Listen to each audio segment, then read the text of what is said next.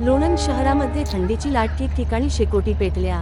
लोणंद शहरामध्ये डिसेंबर महिना सुरू झाला आणि थंडीने कुटुंबांना सायंकाळपासूनच बोचरी गुलाबी थंडी जाणू लागली आणि शेकोटीचा सहारा घेऊन रात्री उशिरापर्यंत स्वेटर घालून शेकत बसतात। सकाळी सुद्धा सूर्य उगवेपर्यंत थंडी जाणवते। निराधार लोकांसाठी गणपती मंदिरासमोर जुने कपडे गोरगरीब जनतेला देवाणघेवाण सुरू होती, सध्या ती बंद आहे।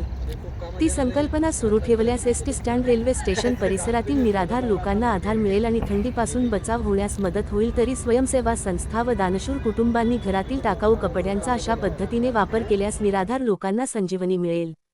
बातमीसाठी श्री. दिलीप वाघमारे, लोणंद। मुख्य संपादक शौकत शेख। आणि असं म्हणणं आहे की बस स्टॉप असो, रेल्वे स्टेशनच्या आजूबाजूला का होईना लोकांनी शेकोटीचा आनंद घेतला पाहिजे, थंडीतून बचाव कार्य केलं पाहिजे।